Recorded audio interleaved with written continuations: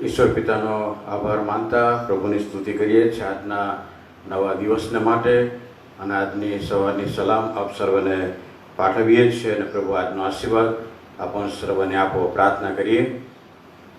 પ્રેમાળ પિતાજી, અમે તમારી આભાર સ્તુતિ કરીએ છીએ કેમ કે તમારી કૃપા અને તમારી દયામાં આજનો દિવસ અમારા જીવનમાં ભેટ તરીકે અમને આપ્યો. અમને તાજગી અને તંદુરસ્તી પૂરા પાડ્યા, પ્રફુલ્લિત મન આપ્યું અને તમારા પવિત્ર ચરણોમાં તમારી વિધિ પાસે નમવાને માટે પ્રભુ તમે અમૂલ્ય તક અમને પૂરી પાડી. ત્યારે અમે તમારો આભાર માનતા તમારી કૃપા માગીએ છીએ. આજની સંગતને આશીર્વાદિત કરો. આજનો વચનનો આશીર્વાદ પ્રભુ તમે અમ પ્રત્યેકને પૂરો પાડો અને તમારા વચનની આધીનતામાં પ્રભુ અમે વૃદ્ધિ પામતા જઈએ એવું તમે થવા દો. પ્રભુ ઈસુ ખ્રિસ્તના નામમાં અમારી પ્રાર્થના સાંભળો અને માન્ય કરો. આમેન. ભજન સંગ્રહમાંથી ગીત નંબર 266 આપણે ગાઈએ. ગીત નંબર 266. આવો બેસી જાઓ ને હો નૈયા તૈયાર છે. આવો બેસી જાવ ને હો નૈયા તૈયાર છે. આવો બેસી જાવ ને હો નૈયા તૈયાર છે. નૈયા તારણની નૈયા તૈયાર છે. નૈયા તારણની નૈયા તૈયાર છે. આવો બેસી જાવ ને હો નૈયા તૈયાર છે. સાંભળો સાંભળવા કણ જ હોય તો, સાંભળો સાંભળવા કણ જ હોય તો, નોતરું આવ્યું હો નૈયા તૈયાર છે. આવો બેસી જાવ ને હો નૈયા તૈયાર છે. જાડે જંજાળના ચડે તોફાનો, જાડે જંજાળના ચડે તોફાનો, સમુદર ગુગવે હો નૈયા તૈયાર છે. આવો બેસી જાવ ને હો નૈયા તૈયાર છે. પ્રલોભનોના પૂર ચડીને, પ્રલોભનોના પૂર ચડીને ઉછળી રહ્યા છે જો નૈયા તૈયાર છે. આવો બેસી જાવ ને હો નૈયા તૈયાર છે. વિશાળ સાગર સામે પડ્યો છે, વિશાળ સાગર સામે પડ્યો છે. ડૂબતા સુકામ ભાઈઓ નૈયા તૈયાર છે. આવો બેસી જાવ ને હો નૈયા તૈયાર છે. કીધું તૈયાર છે તાર કે તારવા, કીધું તૈયાર છે તાર કે તારવા. નાવની જલોહીથી હો નૈયા તૈયાર છે. આવો બેસી જાવ ને હો નૈયા તૈયાર છે. કુવાસનાના મોજા તજીને, કુવાસનાના મોજા તજીને નાવલે પધારજો હો નૈયા તૈયાર છે. આવો બેસી જાવ ને હો નૈયા તૈયાર છે. નાવિક પોતે પ્રભુ પોકારે, નાવિક પોતે પ્રભુ પોકારે. ચડી જાવ નાવલે હો નૈયા તૈયાર છે. આવો બેસી જાવ ને હો નૈયા તૈયાર છે.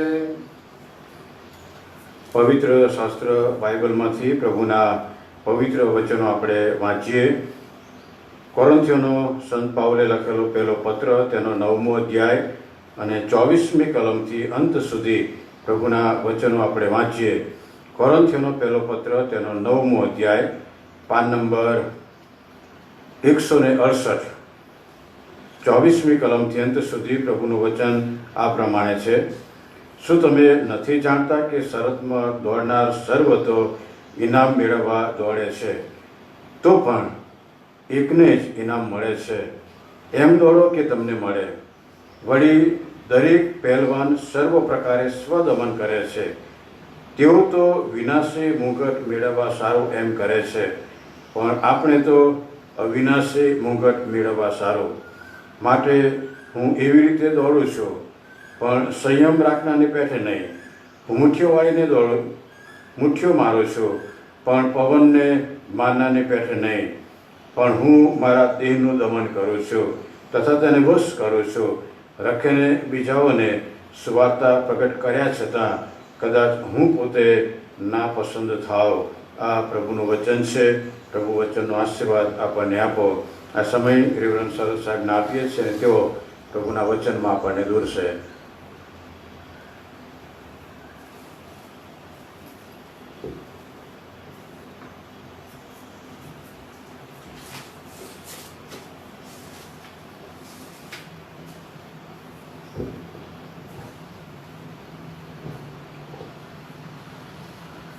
ચૌદમી સદીમાં બેલ્જિયમ નામના દેશમાં એક રાજા રેનોલ્ડ એડવર્ડ રાજ કરતો હતો. અને આ રાજા એ બહુ જ જાડિયો હતો, બહુ હેવી બોડીનો એ રાજા હતો. અને પછી એક વખત એવું બન્યું કે કૌટુંબિક ઝઘડો થયો, એટલે નાના ભાઈ ડ્યુક એડવર્ડને રેનોલ્ડ એડવર્ડ સાથે ઝઘડો થયો. અને પછી ડ્યુકે પોતાના મોટા ભાઈ વિરુદ્ધ બળવો પોકાર્યો અને પોતે રાજા બની બેઠો અને રેનોલ્ડને જાણે કે કેદખાનામાં નાખ્યો. પરંતુ એનું એ કેદખાનું કંઈક અલગ હતું. એ કેદખાનું નહોતું, પણ એના માટે એક રૂમ બનાવડાવી, એક વિશેષ રૂમ બનાવડાવી. નોર્મલ રૂમ, સામાન્ય રૂમ કે જેના દરવાજા પણ સામાન્ય હોય, બારીઓ પણ બધી સામાન્ય હોય એવી રૂમ બનાવડાવી.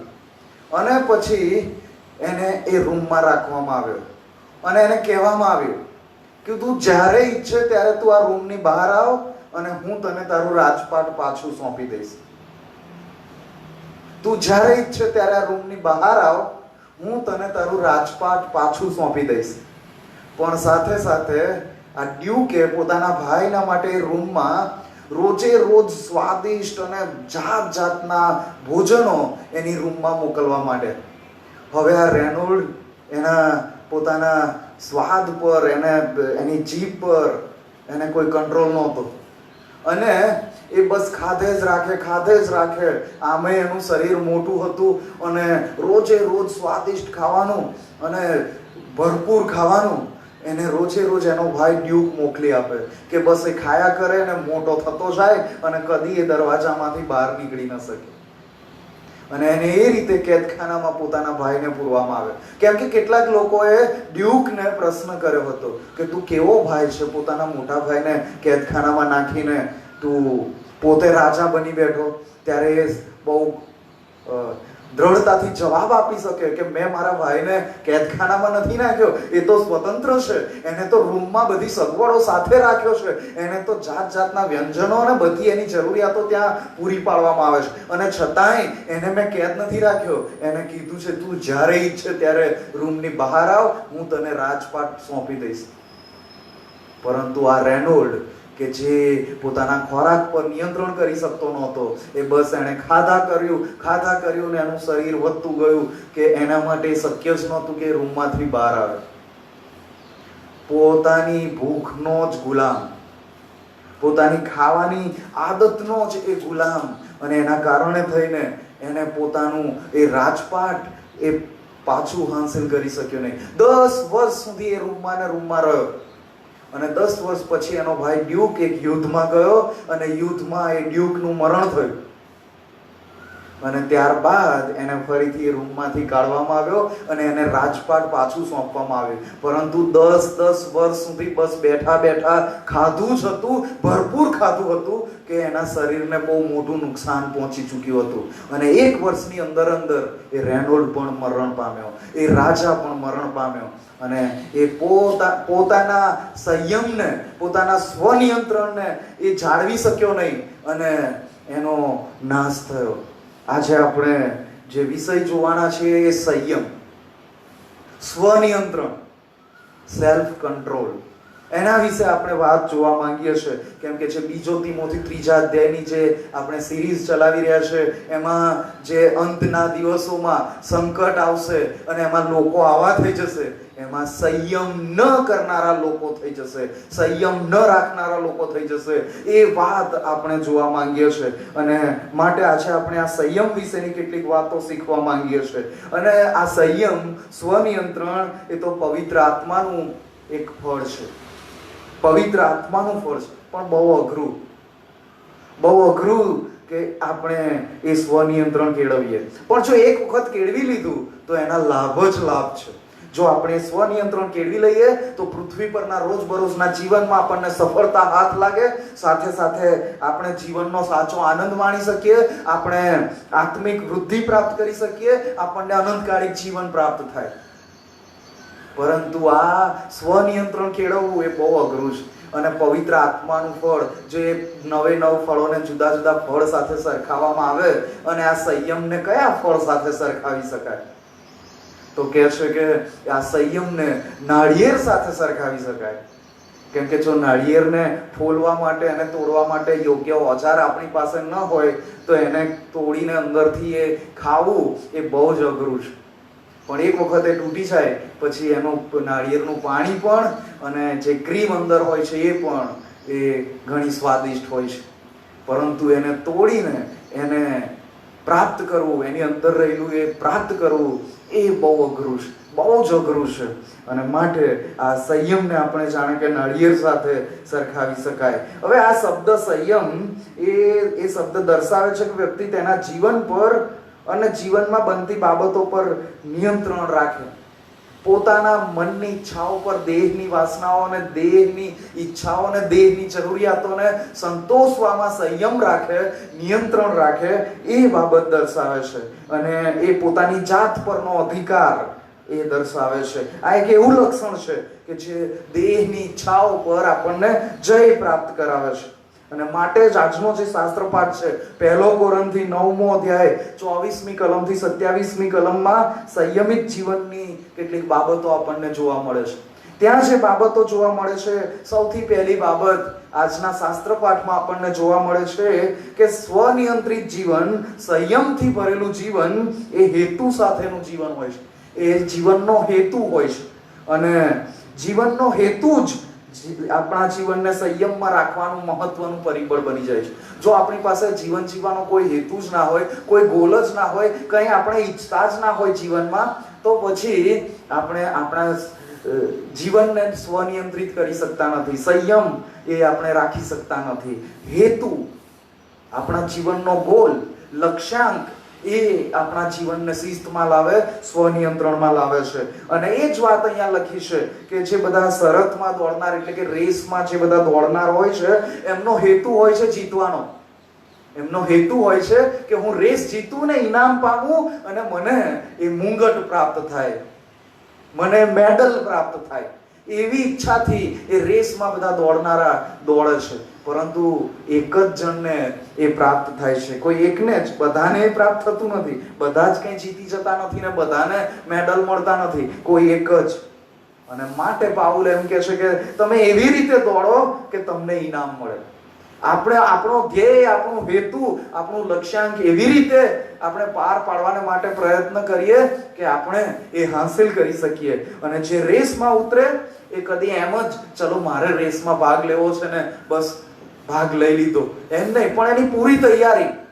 અને રેસમાં ભાગ લેતા પહેલા ઘણા દિવસોની પ્રેક્ટિસ, ઘણી કસરતો અને ડાયટમાં પણ પૂરતું એ ધ્યાન આપીને પોતાની જાતને તૈયાર કરીને એ રેસમાં ઉતરનાર, એ દોડના માટે લોકો તૈયાર થાય છે. અને જ્યારે આજે આપણે આ સંયમ વિશે જોવા માંગીએ છીએ ત્યારે બહુ મોટો પ્રશ્ન છે, શું આપણે આપણા પ્રભુ ઈસુ ખ્રિસ્ત સાથેના જીવનમાં આપણે પોતાની જાતનું નિયંત્રણ છે? આપણે એવા નિયંત્રણમાં છીએ કે પ્રભુ ઈસુ ખ્રિસ્તની સાથે સંગત માણવાને માટે મને કોઈ અડચણ આવે નહીં, મને પ્રાર્થના કરવાની થાય તો મને બગાસા પણ ના આવે, મને ઊંઘ પણ ના આવે, એવી આપણને એવી કોઈ અડચણ આવે છે કે બાઇબલ વાંચવાનું થાય ત્યારે જ કંટાળો આવે? ન્યૂઝપેપર તો આખું વાંચી નાખતા હોય, બીજી બધી વાતો બહુ વાંચતા હોય, પણ જ્યારે બાઇબલ વાંચવાનું થાય ત્યારે તકલીફ પડે.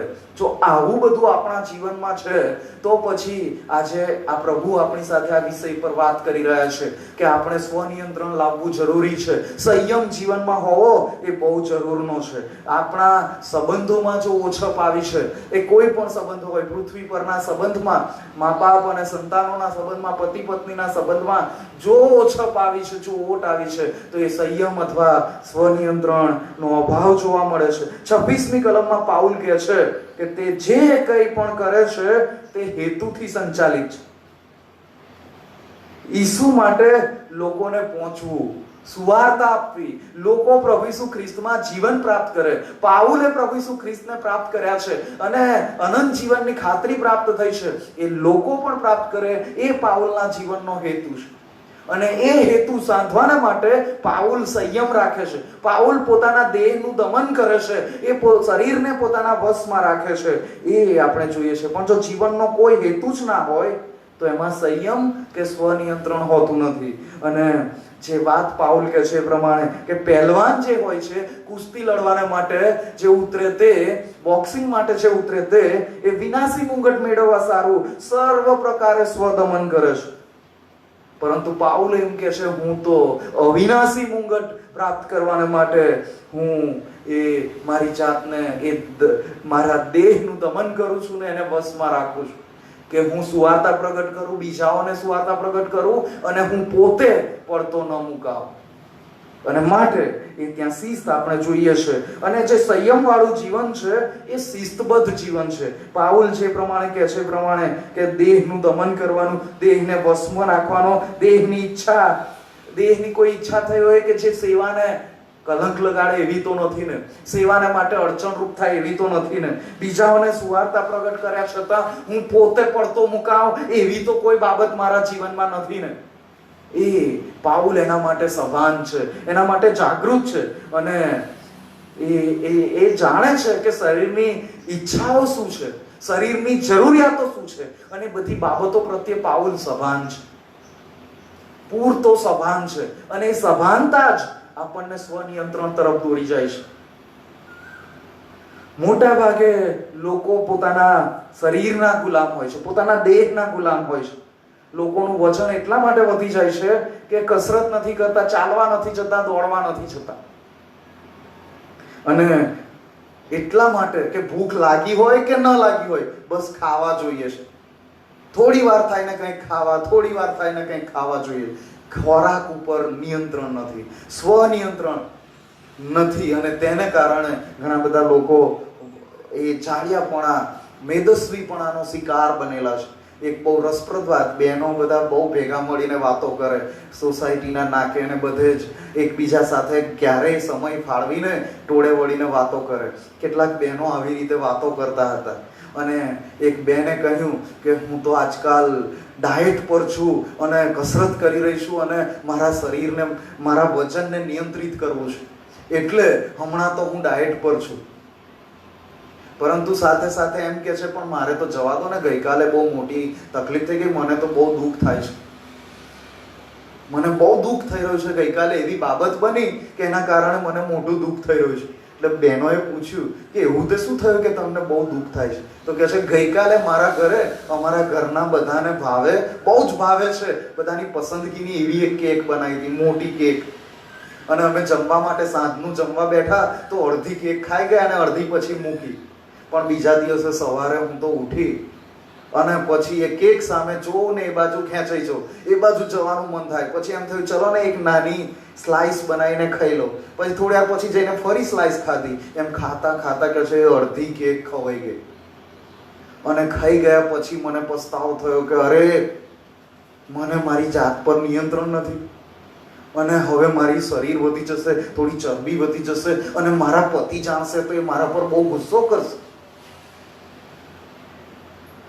એટલે પછી એ બહેનો વાત કરતા હતા, એમાંથી એક બહેને પૂછ્યું પછી શું થયું, તમારા પતિએ જાણ્યું? અને તમારા પતિએ જાણ્યું તો તમને શું કીધું? કેમ કે બહેનોને આવી બધી બહુ રસ પડે, પતિ પત્નીમાં કંઈક કશું થાય તો. એટલે આ રીતે પ્રશ્ન કર્યો. ત્યારે એ બેને હસીને કહ્યું, ના ના. પછી મેં શું કર્યું, બીજી એક કેક બનાવી દીધી, બીજી નવી કેક બનાવી, અને એ અડધી કેક ખાઈ ગઈ હું પોતે, અને અડધી પછી મૂકી દીધી, અને મારા પતિએ અડધી કેક જોઈ. એટલે મારા પતિને તો ખબર જ ના પડી કે અડધી સવારે અને અડધી નવી બનાવીને ફરી હું ખાઈ ગઈ. અને આ બેન કહે છે કે હું ડાયટ કરું છું. પોતાના ખોરાક પર કોઈ નિયંત્રણ નહીં, એ શરીર જે માંગે છે એના પર કોઈ નિયંત્રણ નહીં, હદ બહાર જવાનું, અતિરેક કરી નાખવાનો, અને પછી એ શરીરને નુકસાન પહોંચાડે. એ બાબત અહીંયા આજના વચનમાં આપણે શીખવા માંગીએ છીએ કે ઘણા બધા, આ એક વાત થઈ કે ખોરાકની, કે તો પ્રાથમિક જરૂરિયાત છે કે શરીરને ખોરાક જોઈએ, પણ જો એમાં પણ અતિરેક થાય તો એ પણ સ્વનિયંત્રણનો અભાવ છે, સંયમનો અભાવ છે. પરંતુ બીજી એક બાબત છે જેના માટે પણ લોકોએ સંયમ બરતવાની જરૂર છે, સ્વનિયંત્રણ રાખવાની જરૂર છે, અને તે તો વિજાતીય પાત્ર પ્રત્યે જે ઈચ્છા જાગે છે, તે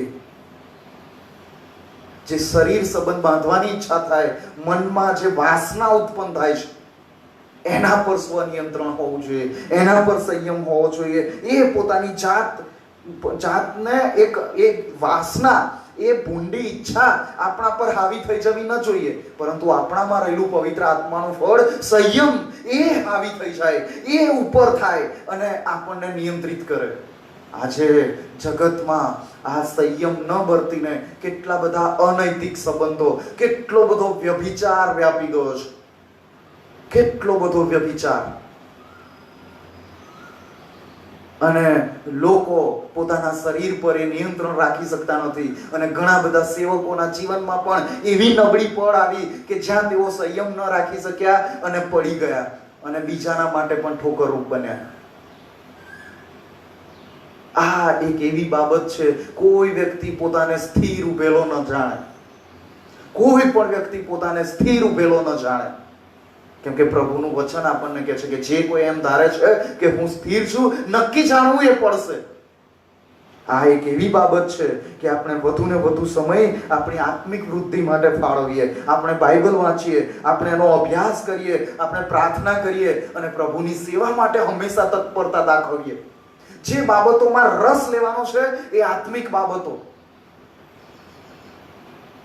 અને જે બાબતો આપણા જીવનનો હેતુ બની જવી જોઈએ એ દેવનું રાજ્ય, કે હું પોતે દેવના રાજ્યમાં જાઉં અને મારી સાથે ઘણા બધાને હું દેવના રાજ્યમાં લઈ જાઉં, કે જેથી કરીને આ જગતમાં જે પરીક્ષણો છે, જે પ્રલોભનો છે, જે વાસના છે, જે ભૂંડી ઈચ્છા છે, જેમ આપણે ગીતમાં ગાયું એમ કુવાસનાના મોજાઓ છે, એ મોજાઓમાં આપણે ખેંચાઈ ન જઈએ.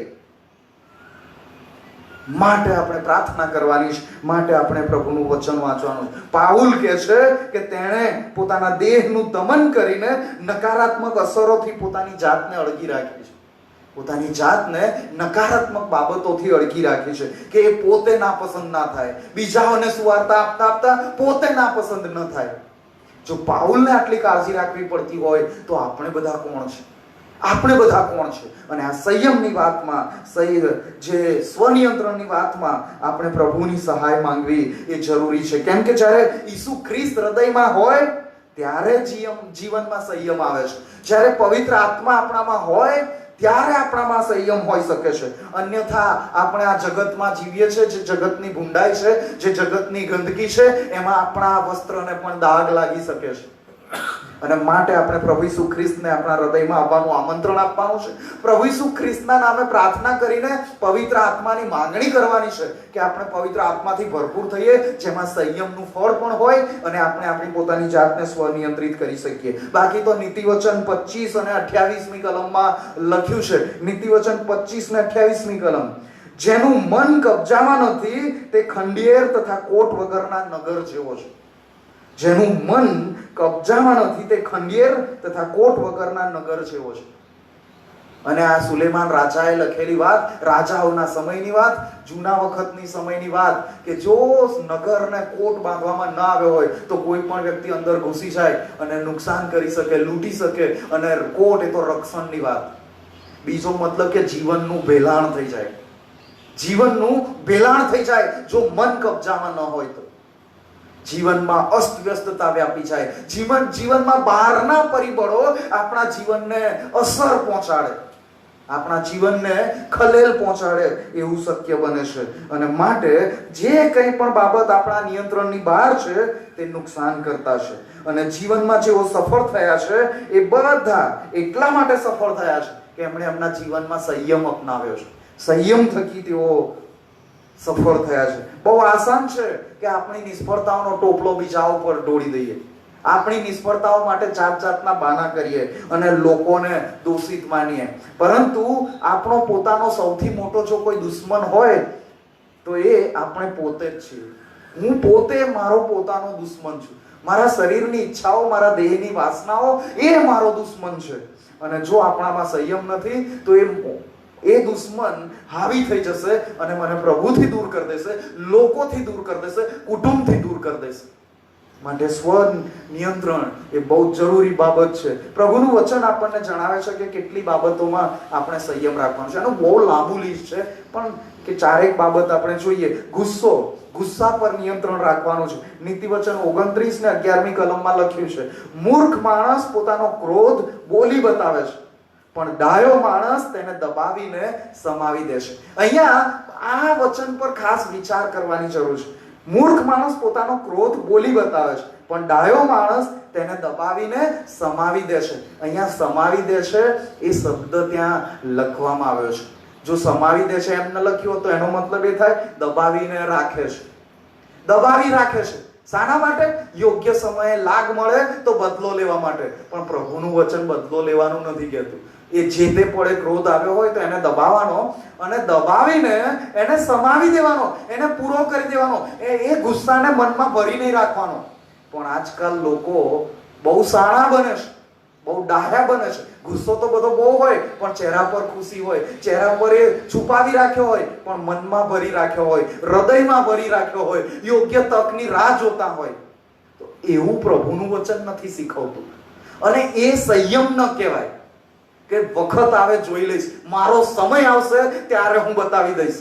જો આવું કોઈ કહે છે તો એનામાં એ સ્વનિયંત્રણ નથી, એનામાં પ્રભુનું વચન નથી. કેમ કે ગુસ્સાને દબાવી રાખવાની વાત પ્રભુનું વચન નથી શીખવતું. દબાવીને એને સમાવી દેવાનો, ભૂલી જવાનું, એને ત્યાં જ પૂરું કરવાનું.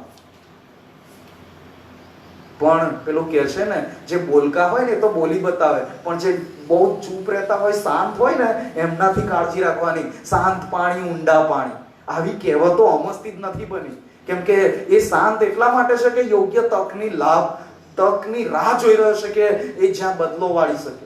પ્રભુનું વચન કહે છે કે સમાવી દેવાનો, ગુસ્સાને સમાવી દેવાનો. બીજી જે બાબત છે વાસના, શરીરની એ આંખોની લાલસા અને શરીરની વાસના, એના પર.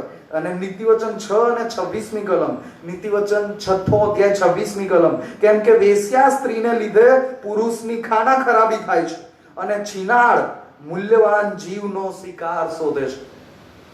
બહુ આકરા શબ્દોમાં વાત લખેલી છે કે એનાથી ખાના ખરાબી થાય છે અને મૂલ્યવાન જીવનો એ શિકાર થઈ જાય છે. વ્યભિચારનું પાપ એ ખતરનાક પાપોમાં સામેલ એવું એક પાપ છે. કેમ કે શરીર સંબંધ એ જે તે વ્યક્તિ સાથે થાય, એની સાથે વ્યક્તિ એક દેહ થાય છે. તો પછી વેશ્યા સાથે એક દેહ થવાનું, વ્યભિચારી સાથે એક દેહ થવાનું, એ બહુ મોટો પ્રશ્ન છે જેના પર વિચાર કરવો જરૂરી છે, જેના પર સંયમ રાખવો જરૂરી છે.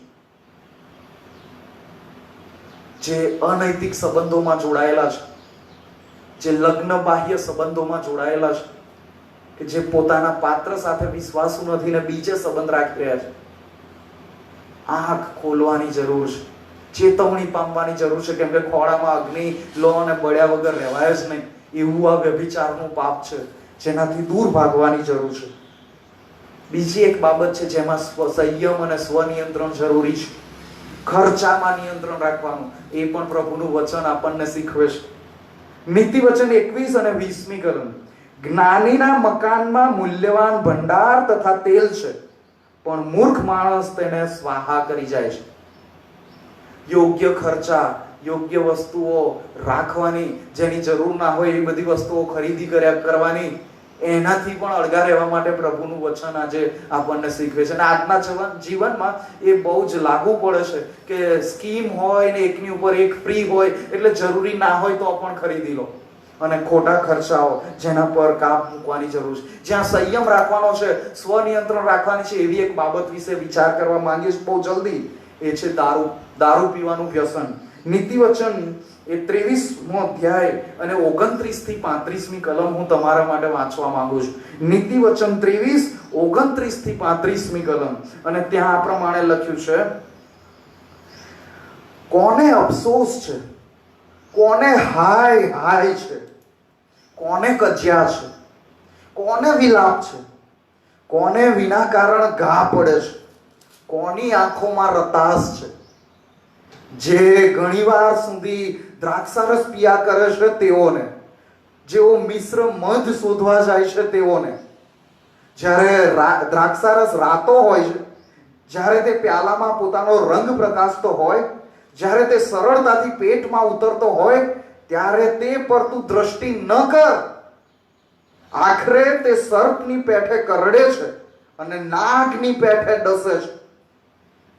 તારી આંખો તરેહવાર દેખાવ દેખશે, તારું હૃદય વિપરીત વાતો ભાગશે. અને આ તો પ્રભુનું વચન કે છે. આ પીધેલી હોય એ કેટલી લવરી કરે છે આપણને બધાને ખબર છે, કે જે પીને આવે દારૂની અસર થાય એટલે જાત જાતની લવરી ચાલુ કરી દે. અને પ્રભુનું વચન પણ કહે છે.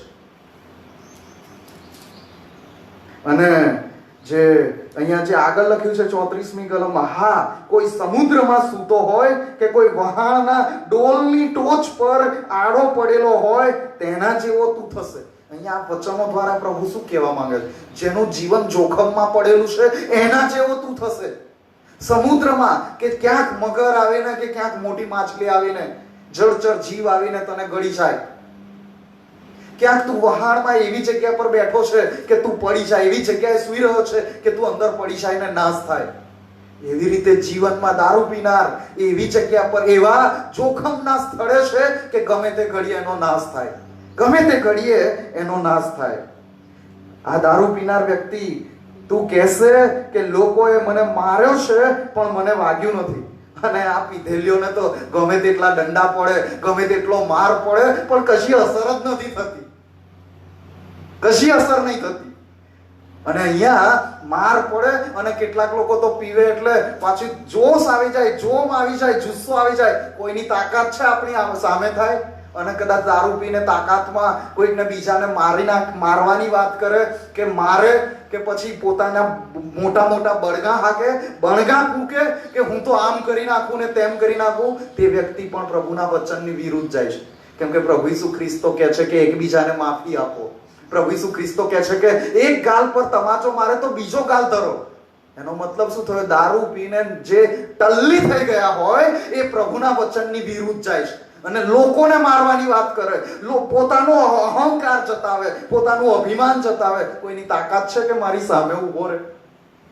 આ દારૂ પીવાના બધા એ જે નબળાઈઓ છે, જે વચનથી વિરુદ્ધ જવાની વાત છે, પ્રભુની વિરુદ્ધ જવાની વાત છે. અહીંયા બહુ જબરા શબ્દોમાં લખ્યું છે, તેઓએ મને ઠોક્યો છે પણ મને તે માલુમ પડ્યું નહીં. બહુ પીધેલું હતું તે માલુમ જ ના પડ્યું કે કેટલી પડી છે. હું ક્યારે જાગીશ? હજી પણ હું તેને પાછો શોધીશ. આ વચન કેટલી બહુ સ્પષ્ટ વાતો કે છે. આ પીનારા સાંજે ફૂલ ટલ્લી બનીને પી જાય અને સવારમાં ઉઠે એટલે સૌથી પહેલા દારૂ શોધવા જાય. હું સૂઈ જઈશ, હું ક્યારે જાગીશ મને ખબર નથી, પણ જ્યારે જાગીશ ત્યારે દારૂ શોધવા જઈશ.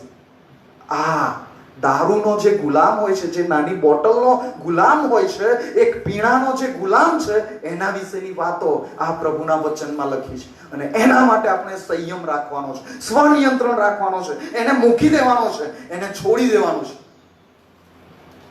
કોઈ આપણા વિશે વાત કરે કે એ તો દારૂ પીવે છે, એ તો પીધેલી છે, એનો મતલબ કે કોઈ જાતની ડિગ્નિટી નહીં, કોઈ માન નહીં. કેટલો મોટો તુચકાર કે પીધેલી. ચલો એની વાત શું માનવાની, એ તો પીધેલી છે. એ કેટલું મોટું અપમાન કે જેની આપણને ખબર પણ પડતી નથી. કેટલું મોટું અપમાન અને પ્રભુનું અપમાન. પ્રભુના વચનોનું અપમાન, મંડળીનું અપમાન, કે મંડળીના સભ્યો કહેવાતા હોય અને દારૂ પીતા હોય. ખ્રિસ્તી કહેવાય પ્રભુ ઈસુ ખ્રિસ્ત પર વિશ્વાસ કરનારા અને રોજે રોજ દારૂ જોઈએ.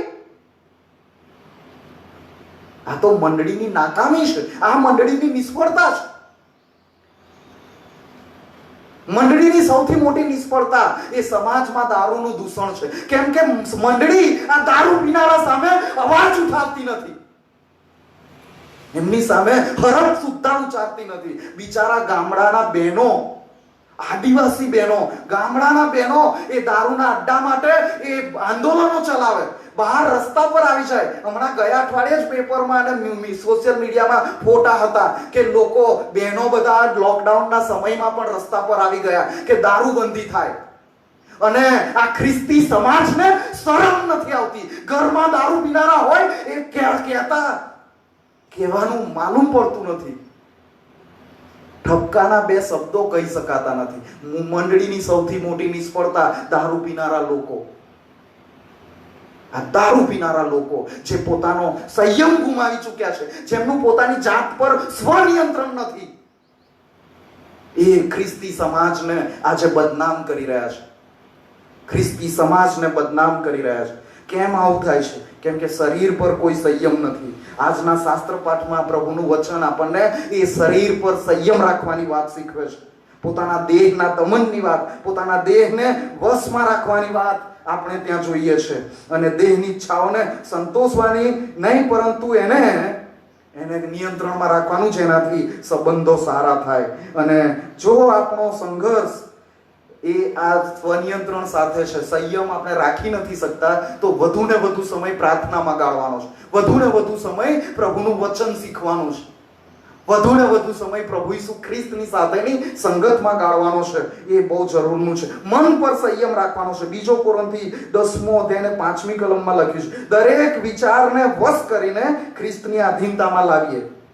દરેક વિચારને વશ કરીને ખ્રિસ્તની આધીનતામાં લાવીએ છે, એ પાઉલ કહે છે. અને આપણે પણ એ રીતે મનને નિયંત્રિત કરવાની જરૂર છે.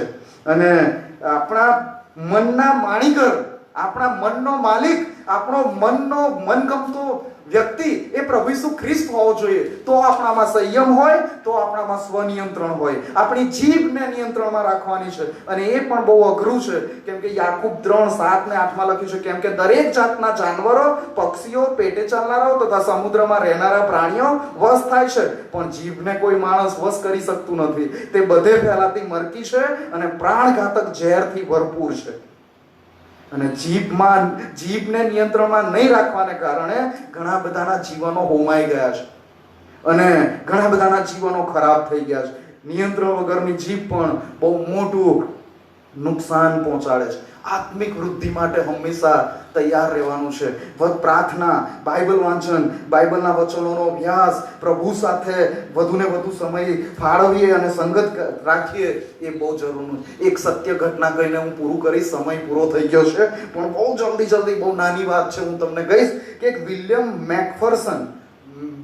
મેકફર્સન નામનો એક વ્યક્તિ હતો, જે પથ્થરો તોડવાની ક્વોરી પર એ સુપ્રિન્ટેન્ડન્ટ હતો.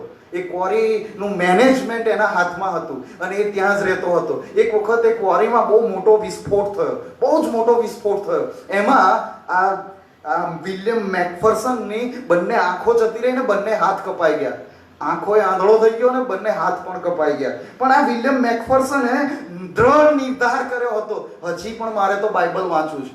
બે આંખો નથી, બે હાથ નથી, હવે બાઇબલ કેવી રીતે વંચાય? આ વિલિયમ મેકફર્સન, એણે એ જે બ્રેલ લિપિ, આંધળા લોકો માટે જે બ્રેલ લિપિ હોય છે, એને જીભ વડે, જીભના ટેરવાથી એ વાંચવાની પ્રેક્ટિસ પાડી. અને એ વિલિયમ મેકફર્સન પોતાના જીભના ટેરવાથી એ બ્રેલ લિપિને સ્પર્શ કરીને 4 વખત બાઇબલ વાંચ્યું, 4 વખત બાઇબલ પૂરું કર્યું. આપણી તો આંખો છે, આપણા હાથો છે, આપણને શારીરિક કોઈ તકલીફ નથી, અને છતાંય બાઇબલ વાંચવામાં વાંધો આવે છે, બાઇબલનો કંટાળો આવે છે, પ્રાર્થના કરવાનો કંટાળો આવે છે, પ્રભુ સાથેની સંગતમાં બેસવા માટે કંટાળો આવે છે. આ વિલિયમ મેકફર્સન આપણને બહુ મોટો પડકાર આપે છે કે આપણે આપણા જાતને, આપણા દેહને કેટલો કેળવ્યો છે કે આપણે આત્મિક રીતે વૃદ્ધિ પામીએ.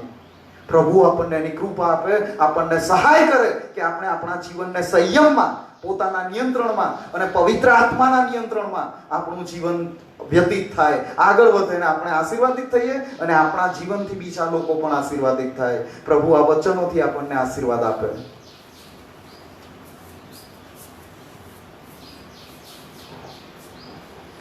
વચનને માટે આપણે ઈશ્વર પિતાનો અને પ્રભુના સેવકનો આભાર માનીએ છીએ, પ્રાર્થના કરીએ. કૃપાળુ અને દયાનિધિ જીવન પ્રેમાળ પિતાજી, અમે તમારો આભાર માનીએ છીએ કેમ કે દરરોજ સવારે તમારા પવિત્ર ચરણોમાં બેસવાના માટે તમે અમને તમારી કૃપા આપો છો અને દરરોજ પ્રભુ તમે અમારી સાથે વાત અને વ્યવહાર કરો છો.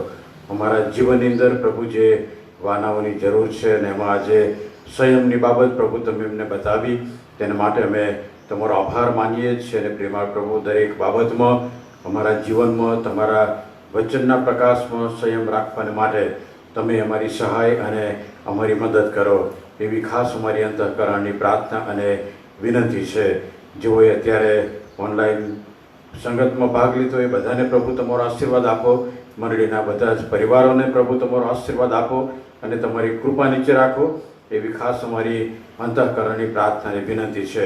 ખાસ કરીને પ્રેમાળ પ્રભુ, આ સમયોમાં તમારા પવિત્ર ચરણોમાં અમે નમ્યા છીએ ત્યારે પ્રભુ જે પરિસ્થિતિ અમારા દેશમાં છે, શહેરમાં છે, વિશ્વમાં છે, પ્રભુ તમે જાણો છો ને. કોરોના બીમારીને કારણે અમારી મંડળીમાં જે વાલાઓ બીમાર છે તેમના હકમાં પ્રભુ મેં તમારી કૃપા માગીએ છીએ. એડન રાજીવ ઠાકોરને માટે, સુષ્માબેન પાઉલભાઈને માટે, સુમનબેન ચૌહાણને માટે પિતાજી અમારી પ્રાર્થના અને વિનંતી છે. એ જ પ્રમાણે મોજીસભાઈ અને જુલિયાબેન કે જેઓ શિકાગોમાં છે અને તેઓ પણ કોરોનાની માંદગીમાં છે, આ બધાના માટે પ્રભુ તમારી કૃપા માગીએ છીએ. તમે સંપૂર્ણપણે તેમને તાજગી અને તંદુરસ્તી પૂરા પાડો અને પરિવારજનોને પ્રભુ તમે હિંમત અને બળ પૂરું પાડો, એવી ખાસ અમારી અંતઃકરણની પ્રાર્થના અને વિનંતી છે. રેવરન્ડ રોબિન્સન સાહેબના માટે કે જેઓ અમદાવાદ CNI ચર્ચના બાળક સાહેબ છે અને તેમના પત્ની, તેઓ બંને પણ કોરોનાની બીમારીમાં છે. પ્રભુ તમે તેમને પણ સંપૂર્ણપણે તાજગી અને તંદુરસ્તી પૂરા પાડો, એવી અમારી પ્રાર્થના અને વિનંતી છે. અમારી મંડળીના બીજા વાલાઓ કે જેઓ માંદગીના બિછાનામાં છે, ખાસ કરીને પ્રભુ અમે પ્રાર્થના કરીએ છીએ નીલાબેન સંપતભાઈ કુંજરાવિયાને માટે, અને જ પ્રમાણે શીલાબેન જોસફ કન્યલસને માટે, વિશાખભાઈ જાદવને માટે પ્રભુ અમે સાજાપણું માગીએ છીએ. ઉમરેઠ ડિસ્ટ્રિક્ટના ડીસુ સાહેબ, રેવરન્ડ વિનોદ સાહેબ, તેમના પિતાશ્રી ગઈકાલે પ્રભુમાં ઊંઘી ગયા, ત્યારે તમારા સેવકને માટે, પરિવારને માટે પ્રભુ અમે દિલાસો અને તમારી કૃપા માગીએ છીએ. તમારા સમર્થ ભુજોમાં સોંપાઈએ છીએ. હવે પછીના દરેક સમયોમાં પ્રભુ તમે અમારી સાથે પાસ રહો, અમારી સંભાળ અને કાળજી રાખજો. પ્રાર્થના અમારા તારનાર પ્રભુ ઈસુ ખ્રિસ્તના નામમાં માગીએ છીએ. સાંભળો અને માન્ય કરો. આમેન. અને હવે આપણા તારનાર પ્રભુ ઈસુ ખ્રિસ્તની કૃપા, ઈશ્વર પિતાનો પ્રેમ, પવિત્ર આત્માની દિવ્ય અને સુમધુર સંગત આપણ સર્વની સાથે, પ્રભુના તમામ સેવકો, સંતો, ભક્તોની સાથે હમણાંથી સર્વકાળ સુધી હોજો. આમેન.